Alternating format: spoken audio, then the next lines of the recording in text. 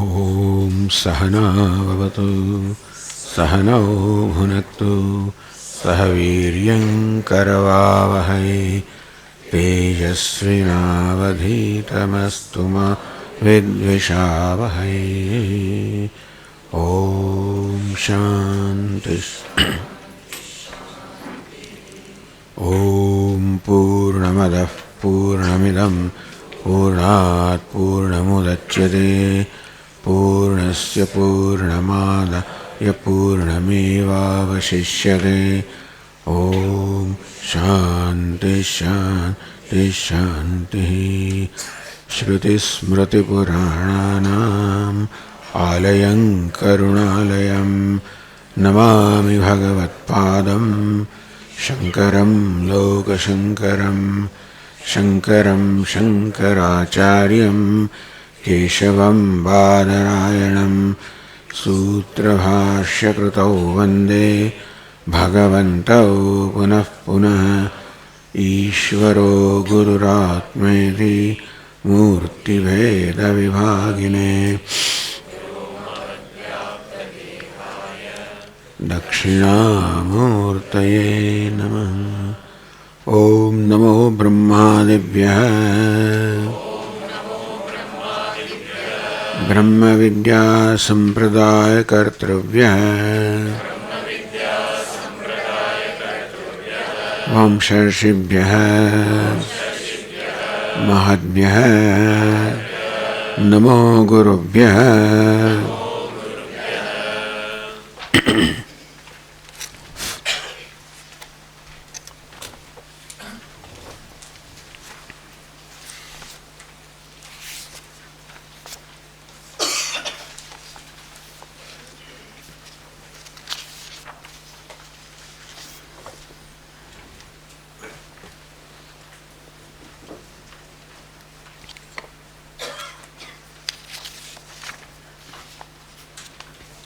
When thus Maitreyi revealed her total vairagya,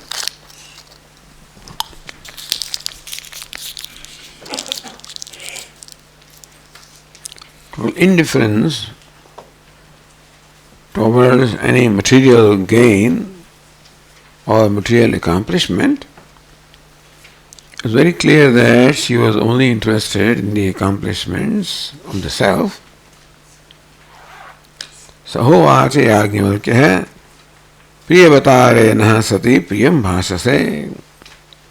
Yajnavalkya said to Maitreyi that you have always been beloved of me, but today when you express your keen interest in the self-knowledge, then you are particularly beloved to me. Ehi Asva, come, take your seat. Vyakhyāsyāmite, I will explain to you what it is that you want to know. Yade Bhagavan Veda tadeva me bruhiti. Whatever it is that your Venerable Sir knows as a means of immortality, please tell me that. Vyakhyāsyāmi, I will explain to you that which is the means of immortality. Vyachakshanasyametu nididhyasasvedi, and when I explain that to you, may you deeply meditate upon that, meaning that may you listen to it very alertly, carefully, and also contemplate upon that while you are listening.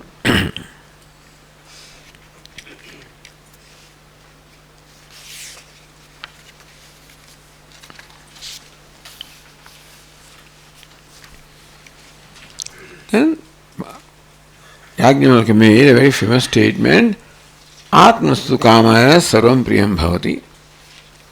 Navare patihu kamaya patih priyo bhavati. Atmastu kamaya patih priyo bhavati.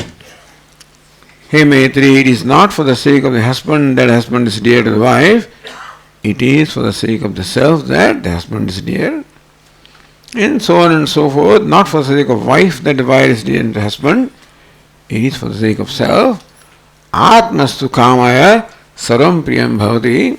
The conclusion is that whatever is dear to me is dear because of myself. Meaning that my love for myself is the primary love, and my love for anything else is because of the love for the self. My love for anything else is secondary, you can call it. When anything becomes helpful to me, anything becomes upakaraka, helpful to me, to love myself. I say a constant love affair is going on with me, with myself.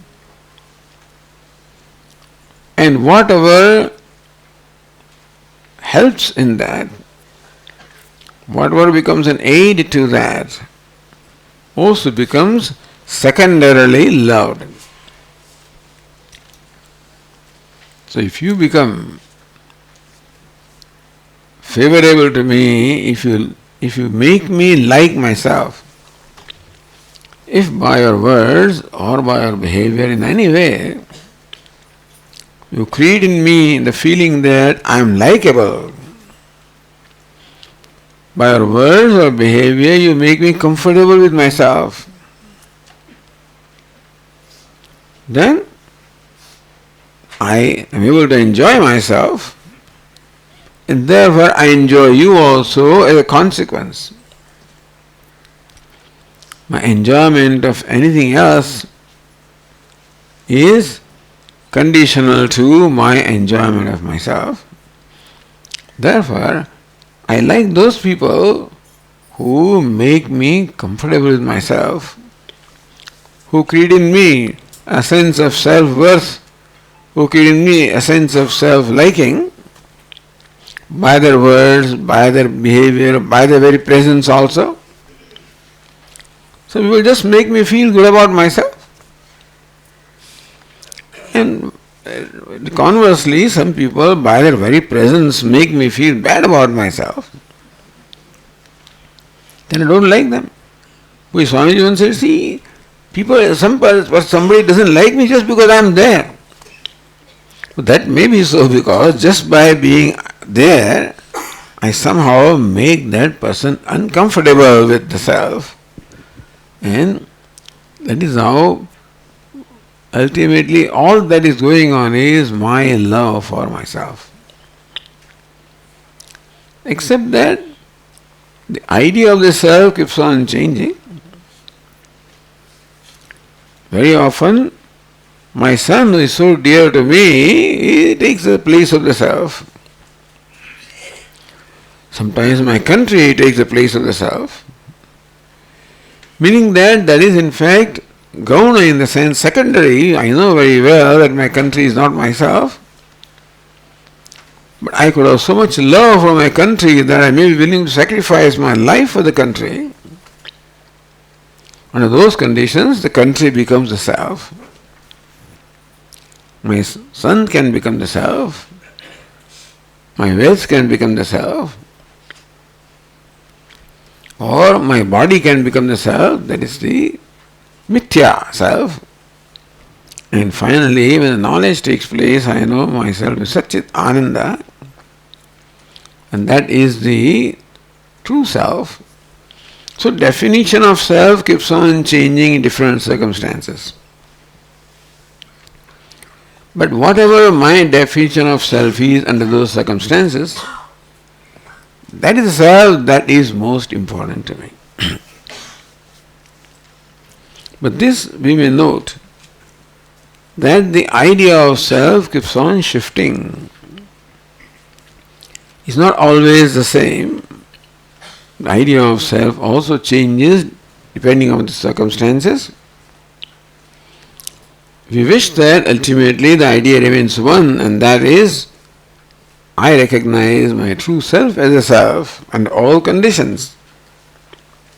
Then my love is going to be real love, because then I know myself as the self of all, which is a reality. And therefore, then I know you as also myself. Therefore, I love you as much as I love myself. That is when my love becomes absolutely mature.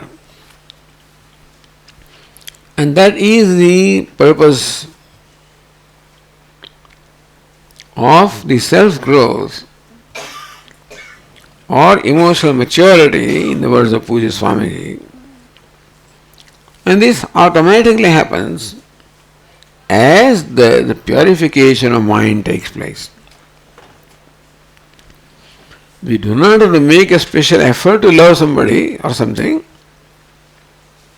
Love is something that happens, and therefore my effort will be to transform or make my mind,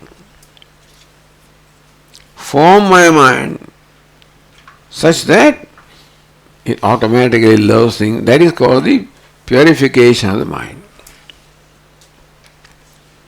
When the mind is tamasic, tamas, doesn't love anything, don't like anything. Mind is rajas, predominant rajas. I like only those things that are conducive to me, and I dislike others. Mind becomes sattvic. I find that everything is conducive. More sattvic the mind is, more conducive or likable I find things. Why is it so? Because I associate or contact different aspects of you depending upon the state of my mind. When my mind is predominant in tamas, then I only connect the tamas aspect of you, your body, etc., gross things. And then the raga dvesha is more very distinct, prominent. My mind becomes rajas. I contact that personality of you. My mind becomes sattvic. I contact that personality or the self in you. Therefore, the first and important step is the purification of mind or antahkarana shuddhi.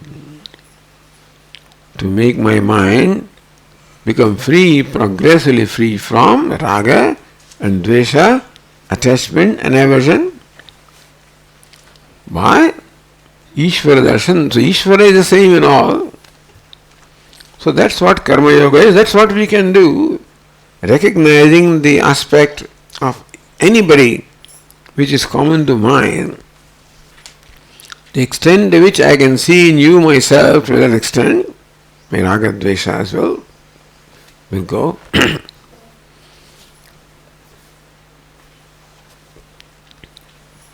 But then, for the person whose mind is sattvic, whose mind is now ready for the self-knowledge, atmavara drashtavya, shrotavya, nidhyasatavya, Maitreyi.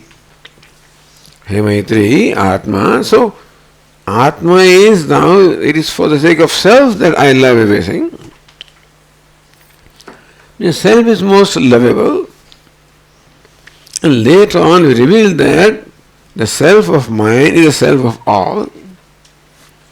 And therefore, what is most worthy of knowing is Atma, the self.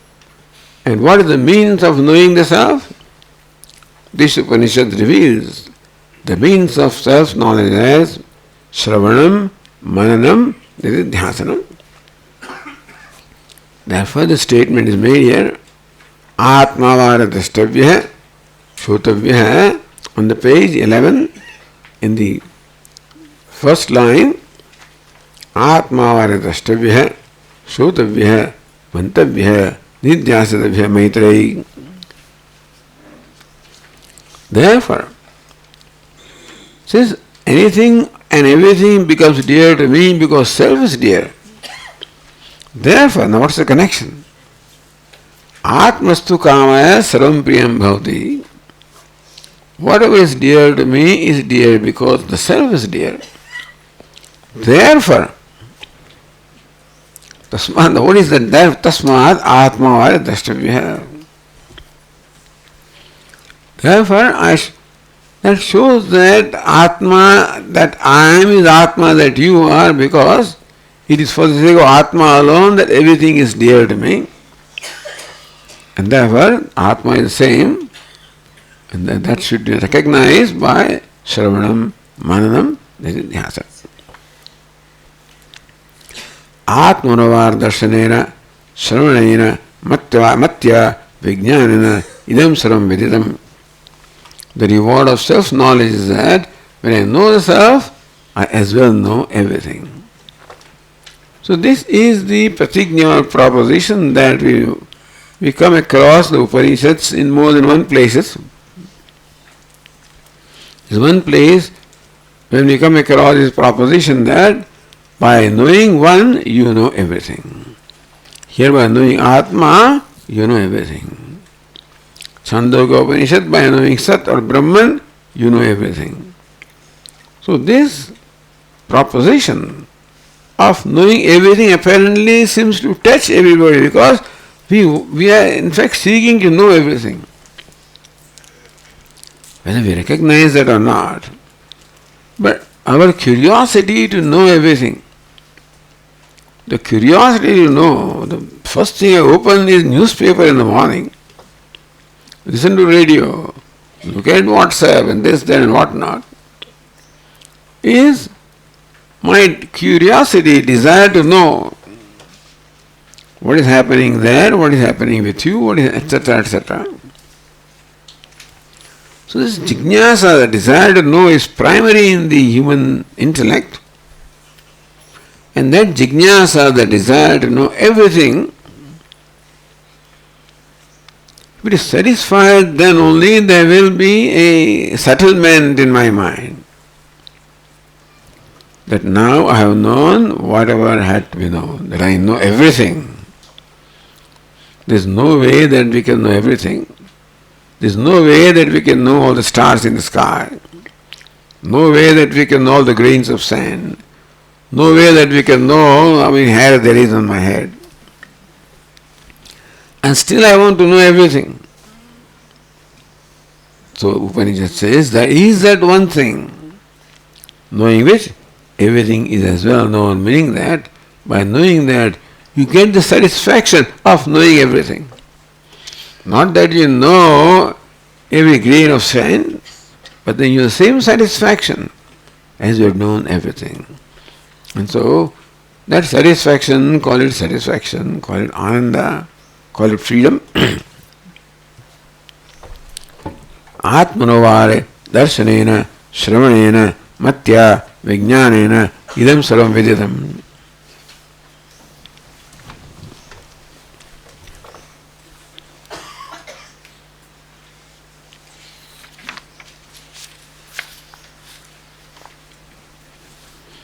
So go to page number 12.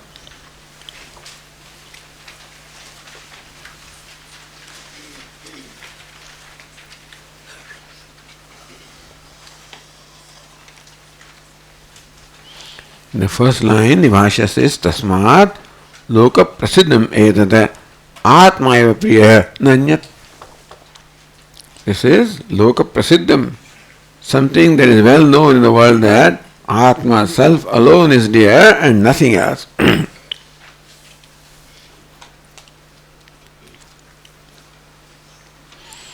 Tasmat atma pri sadhanatvad gauni anyatra pritihi atmanyo mukhya. Therefore, that love that I have or liking that I have for anything else is only gauni or secondary. My liking for the self is primary liking. And liking for anybody, including the spouse or my dear progeny child, all of these are only gauni bhakti, meaning that they are only secondary. Only because all of them facilitate the love for the self. My love facilitates the love for myself. The spouse facilitates the love for the self. If they cease to do that, they no more remain the object of love.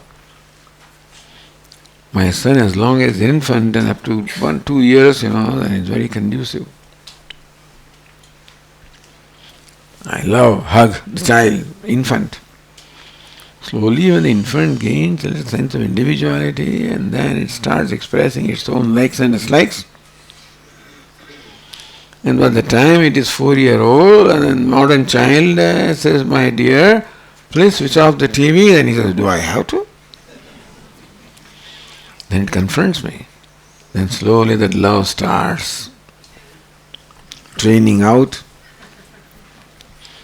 By the time the entity is 8 years old, then it talks back. By the time it is 16, it says, please leave this home, The parents are happy, the child goes to college, and child is happy that it leaves home. By then they are enough of each other. Because more individuality you express, more conflict it is going to have. There is going to be more conflict. If we function level of ego and I want only what I like, I do not want, I do not like, then that's not going to happen, because what I like may not be what the other one likes and so forth. That's how, as we gain more and more or discover greater and greater individuality, usually the conflicts also increase. And then we say, you have your space and I have my space. In the US, fortunately at the age of 18, children have to leave home because they join university usually, and they choose university away from the home. Usually they don't go to university or college, which is within the town. They are happy to leave, and parents are also happy.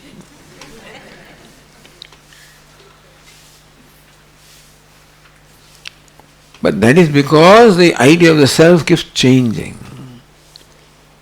And as it becomes more and more individualized, then naturally the distance between very strong individuals is going to be more and more. And that way now, the solution to this problem of all relationships, ultimately what a relationship yields is at what level we relate. If we relate at the grossest level, physical level, there are going to be more and more distances. Subtler the level we relate with each other. In the subtlest level we relate, namely the self, there will be total harmony. And that is what the Upanishad wants to teach us. How to attain that harmony in life, that we can relate to everybody happily. It is not that I have to change the world to do that. I have to change myself in the sense that I have to slowly transform the idea of who I am. As that change or transformation takes place in me, automatically the way I relate will change. That's what the Upanishad teaches. That closer I am to my true self, more genuine I am, more genuine my feelings are going to be, more genuine my love is going to be, and more free and free from burden I am going to be. That love is free from burden, there is no acting in there. There is no, strain. Becomes more and more natural. And my life becomes most natural when I relate to you as a true self. In that sense, we can say that the Upanishad gives us the solution to all the problems in life. Problems of conflict we have. The conflicts are because of the level at which we relate to the world. And if you relate at the level of self, there will be no conflict at all, because the self that I am is the self that you are. So that way this knowledge also gives the solution to all the problems, all the conflicts in life. Atma varyatashtavya, shotavya, mantavya, nidhyasitavya Maitreyi. Atma varyatashtavya. Hey Maitreyi, Atma must be made the object of darshanam. Darshanam means the immediate perception. The word darshanam is used here Because of all the organs of perception, the knowledge, the perception that takes place at the level of eyes is the most clear perception. We have no doubt or error with reference to what we see. Hearing also, I may sometimes question, did I hear him rightly? The knowledge that takes place, the level of eyes, is the clear knowledge, without any doubt or error. Therefore, Atma Drashtavi, meaning that Atma must be known without any doubt or error. It must be clearly known as it is, without any doubt or error. Drashtavi doesn't mean that I have to see it. I have to see it as an object of eyes. I have to visualize it as an object of perception. No. So darshanam here does not mean the visualization or objectifying the Atma. Knowing the Atma as clearly as I know an object of perception of the eyes. And by the way, we always know the Atma. The self is consciousness and therefore self-revealing, self-effulgent or self-revealing. Therefore, I have no choice in not being aware of myself. I am always aware of myself. And something can become a problem when I am aware of that. A rope can become a problem when I am aware of the rope. Then there is likelihood of taking that to be a snake. The rope of which I am not aware of, there will be no mistake about the rope. And a rope which is known as a rope also is no problem. But a rope which is known and not totally known, is partially known. So Atma falls in that category. We always know ourselves. Always aware of ourselves, that I'm always aware of that. I don't need to make any effort to be, because to be is my nature. Aham asmi sadabhavi kadachinnaham apriyah. I am. You heard this? Aham asmi sadabhavi. Well, I am. Always shine. I never dislike myself. Therefore, asti bhati priyam is always known to me. And only that of which I am aware creates problem for me. Therefore, Atma is the one that creates most problems for me in my life because I am always aware of that. And by grace of God, I become relieved of all the problems when I go to sleep. When I cannot sleep, what do? In words of Puja Swami, I stone my mind so that how can I avoid myself? The self-awareness is the biggest problem. Not only the biggest solution also, but biggest problem right now. And there were people who stone their mind so that you are not aware of yourself. But I am always aware of myself.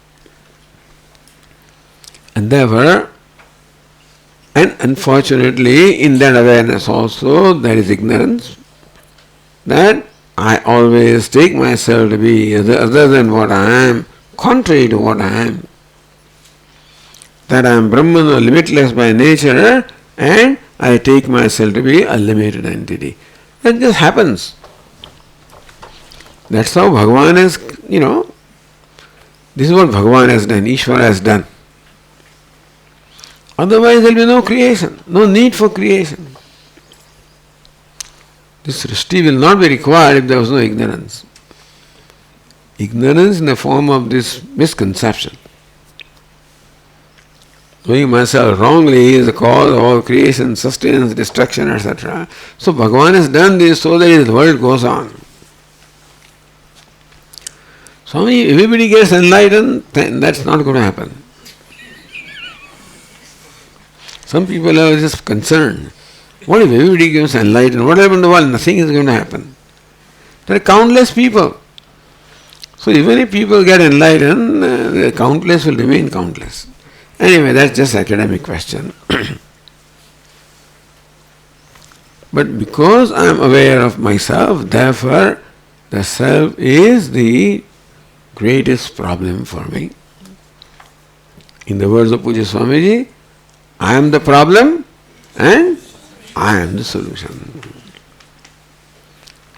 The I about whom I am ignorant, that is the problem, and I, who I know rightly, is the solution. Therefore, I is the focus of attention in the Upanishads. Upanishads basically talk about I. They talk about Bhagavan, ठीक है. They talk about Tatpada, this pada, that, but basically what matters to us is the self. And although they insist upon seeing all these aspects in every Upanishad, this is Tatpada, Tvampada, but you don't find it in many Upanishads.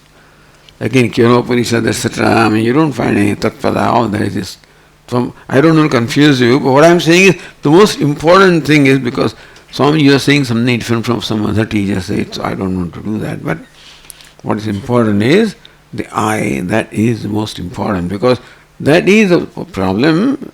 The wrongly known I is the problem, and rightly known I is the solution. Therefore, Atmavare Drashtavya. Hey Maitreyi, Atma must be known as it is. How? Shrotavya, Mantavya, Nidhyasana. So this is the source of Shravanam, Mananam, Nidhyasana. The statement of Sage Yajnavalkya is the source of this.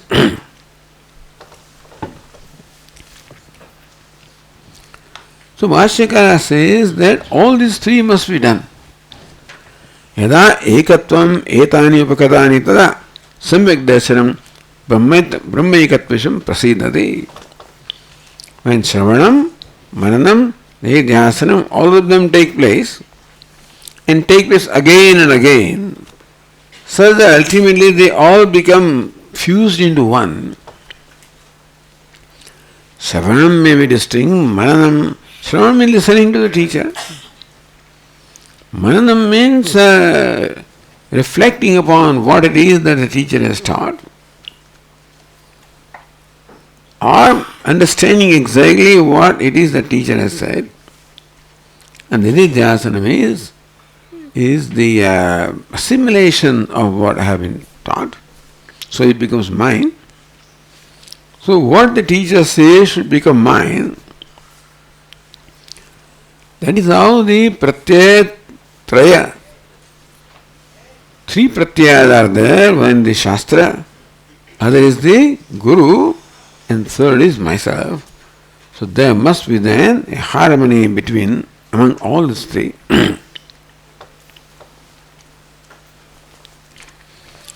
Atmani khalu arya Maitreyi drashte shrute mate vijñāte idam sarvavidam vijñātam bhavati. Now, on the page 13, look at line 27.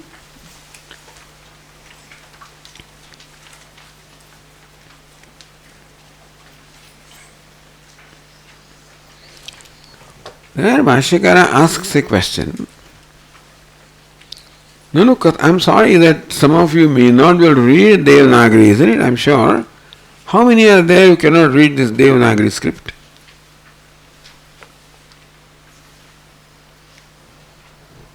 Yeah. Okay, well, often we in fact give you the English transliteration also, but so you have to bear with us as far as that is concerned. But on the page 13, line 27, Bhashyakara asked this question, Nanu, Katham anjasmin vidite anyad viditam bhavati. The earlier statement was, Atmani khalu vai Maitreyi Vidite Drishte Shrute Vijnate. By knowing Atma, everything becomes known. That's what the previous statement said. So therefore a question is asked. How can it be that by knowing one thing you know other thing? By knowing Atma you know Atma. By knowing Ghata you cannot know Pata. By knowing this object you cannot know this object. By knowing Devadatta you do not know Yajna Mitra, Here it says by knowing Atma you know everything. How can it be? It can only be this way. That by knowing the clay, you know all the pots and pans that are made of clay.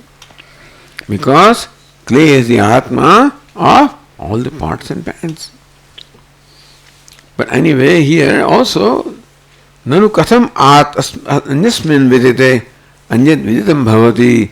How can it be that by knowing Atma, everything else becomes known?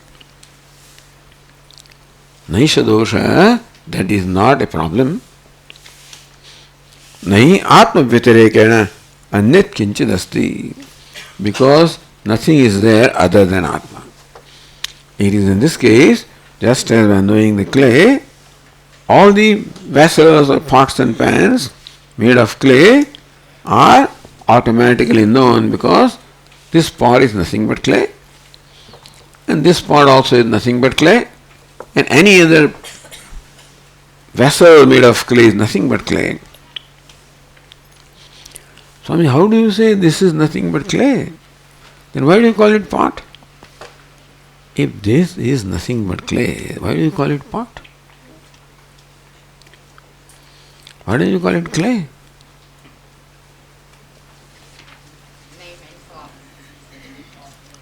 Name and form. Is it nothing but clay? Yes. Because take away the clay from this, what will remain? Nothing. But why didn't you call it clay? Why do you call it pot? So we did something to clay. What did we do? Added. Clay plus name and form is the pot. Or clay upon which name and form is superimposed is pot. Similarly, what is this clay? What is this Atma? What is this clay? All the different pots and pans are nothing but, in Vedantic terms, superimpositions upon clay. So what is this Atma? Each one of us is a different pot, having its own name and form. So what distinguishes one pot from the other is the name and form.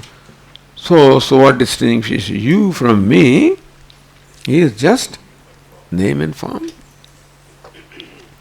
How simple and how nice, is it not so? To enjoy that reality that we are, what we need to do? For this part, to recognize that it is not different, not essentially different from this part. What should this part do? Otherwise the part feels, I'm bigger and it feels proud and feels this, and then this poor thing feels inferior and all complexes are there between them. That's called samsara. What is part? What does it need to do? Just become free from the notion of being a part. Recognize that in reality what it is clay. And similarly, we need to become free from the notion of being so and so. Recognize that what I am is just asti, bhati, priyam, consciousness. That's the lesson that they want to give us here. So see that when Atma is known, everything is known. Question is, how can it be that by knowing one thing, that other thing is known? Because there is no other thing. Nahi Atma vyatirekena anyat kinchid asti. There is nothing other than Atma. Yadi asti na tad viditam syat. Had there been something other than Atma, then that would remain unknown. Atma ev sarvam, but what is Atma? What is his consciousness? Here, what is this clay? And similarly also, so what is the substance of which we are made? Clay is a substance of which this pot is made. What is the substance of which we are made? Panchamahabhuta. Then further, the body is made of Panchamahabhuta. What is it that I is made of?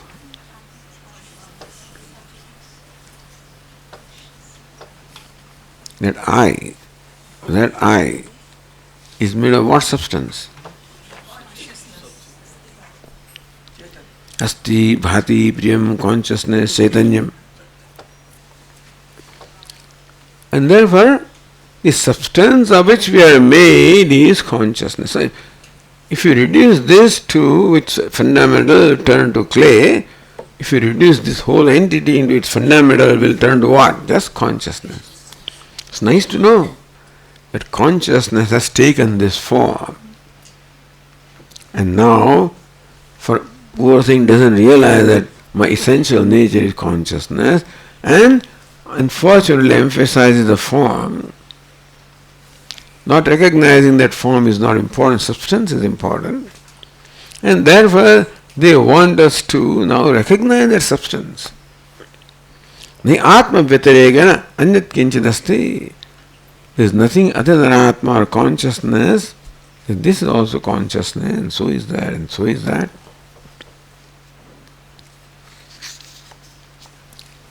That what you are is what I am, is very beautifully demonstrated in this Upanishad by our day-to-day interaction. How we feel about each other. So on the page 11, 13 rather, let us read the passage number 6. See, it's a very interesting way of demonstrating the universality of the self. How Atma of you and Atma of mine is the same. How do we recognize that? By our vyavahara. How we feel about each other. How we look at each other reveals that there is the same self here that is there. So the passage says, Brahmatam paradat yaha anyatra atmano brahma veda kshatram tam paradat yaha anyatra atmanah kshatram veda lokastam paradat yaha anyatra atmanah lokan veda devastam paradat devastam paraduhu yaha anyatra atmanah devan veda bhutanidam paraduhu yaha anyatra atmanah bhutani veda sarvam tam paradat yaha anyatra atmanah sarvam veda idam brahma idam kshatram ime lokaha ime devaha imani bhutani idam sarvam yadayam atma.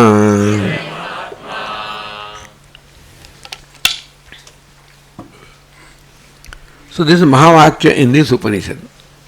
The last stage, idam sarvam yadayam atma. Idam sarvam, all these beings, yadayam atma. All these beings are nothing but the self. But to make that simple statement, they make so many statements. Idam Brahma, idam Kshatram, idame Loka, ime Deva, ime devaha, imani bhutani, idam saram. Whether it is Brahma. So Brahma Kshatriya stands there for the whole Varnashrama. Brahma means Brahmana, Kshatriya means Kshatriya. Meaning that this communication is based on the Vyavastha or the system that prevailed at that time. And so that time the social Vyavastha, the arrangement was based on the Varna and Ashrama. Varna means the caste and Ashrama means stage of life. So that is what made everything systematic. Then everybody knew how to relate to the other one. You belong to this Varna and Ashrama, I belong to this Varna and Ashrama, and then I know how to relate to you, etc. And therefore you find the description in that way. We can change the description to suit the description now, but so whether it is Brahmana, Kshatriya, all these words, these lokas, words, the devatas, bhutas, idam sarvam, whether I am all of this is nothing but this self. That being the case, the first statement, Brahmatam paradat, anyatra atmana brahma veda. The Brahman, Brahmana, paradat, rejects one. The Brahmana rejects one who looks upon Brahmana as different from himself. See, this very fundamental thing in the relationship between the two persons. How do I feel about you? When I come across you, what kind of feeling arises in me for you? It depends upon how you relate to me, how you look at me. If you look at me as your own self, then I embrace you in totality. More distance there is in your perception of me, more uncomfortable I am with you. And it says that when you look upon yourself as an entity distinct from me, that means that in your perception or in your relation, I stand totally different from you, then I reject you. Brahmatam paradāyo natra atmana anyatra brahma veda. That Brahma rejects one who looks upon Brahmana as different from him. Meaning that you reject me if I look upon you as different from myself, and I reject you if you look at me as different from you. No, Swami, I don't reject, but we do. It's a feeling that arises in us. It depends upon how I feel, the way you relate to me. Don't we feel differently in presence of different people? We feel differently in presence of different people, don't we? In some people we feel very comfortable. In some other people we feel uncomfortable. We want to get away from there. Here we want to be here, whatever. So that's the feeling that arises in us. We are comfortable in presence of some, less comfortable in presence of others, uncomfortable in presence of yet others. That is because the way the other person looks at us. And that depends upon our maturity, of how I look at myself.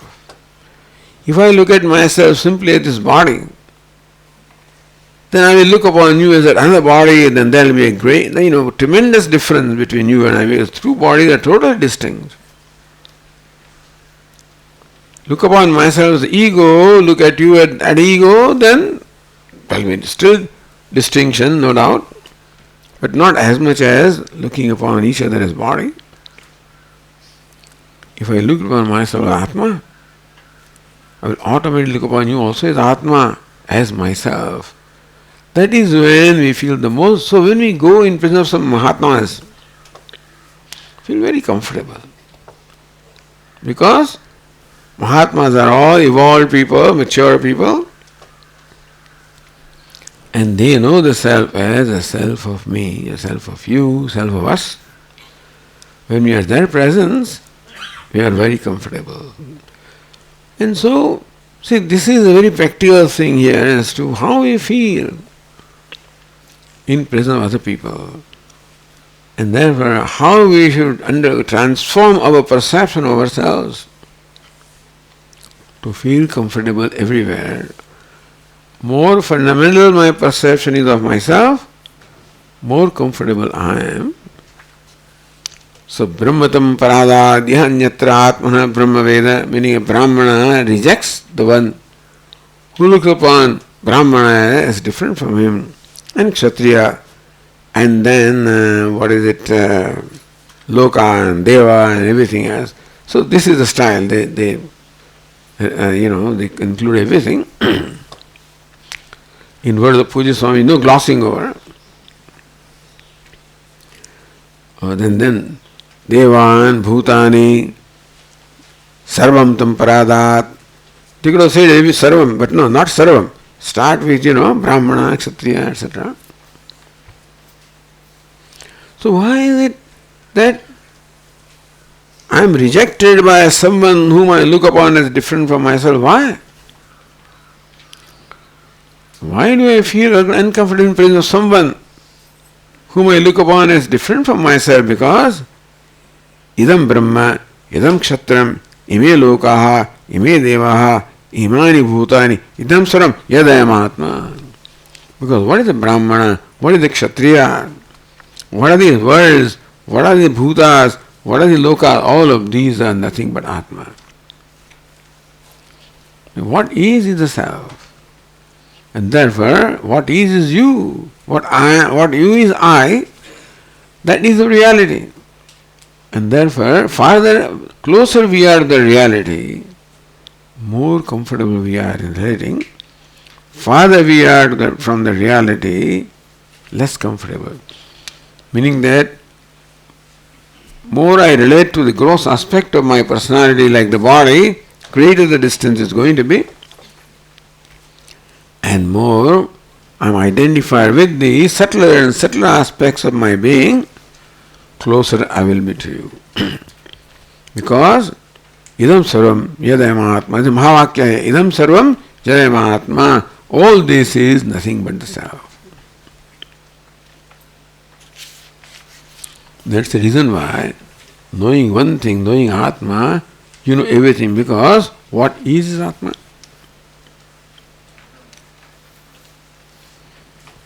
How can you say all this is Atma? What is Atma? Atma is consciousness. So now the Upanishad proceeds to show what is Atma. What is consciousness? How do you show that?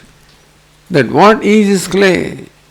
Even though there are countless pots and pans, what is clay? How do you show that? That all the pots and pans, they all emerge from clay, they are all stained by clay, and they all merge back into clay. Clay is the upadana karanam, or the material cause of all the pots and pans. Therefore, from the standpoint of clay, everything is one. And that's what the Upanishad now shows, how everything is Atma, because from Atma, everything is emerged. In Atma, everything is sustained. In Atma, everything merges back. Therefore, what is Atma? Is shown here by various illustrations. Illustration for Sthiti, illustration for Laya, illustrations for creation. 6 illustrations are given here to show what is Atma. We will continue in the next class. Om Purnamadah Purnamidam Purnat Purnamudachyate Purnasya Purnamadaya Purnameva Vasishyate.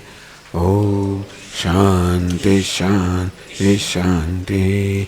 Shankaram Shankaracharyam केशवं बादरायणं सूत्रभाष्यकृतौ वन्दे भगवन्तौ पुनः पुनः ईश्वरो गुरुरात्मेति मूर्तिभेदविभागिने व्योमवद्व्याप्तदेहाय दक्षिणामूर्तये नमः। ॐ शान्ति शान्ति शान्तिः। हरि ओम। श्री गुरुभ्यो नमः। हरि ओम।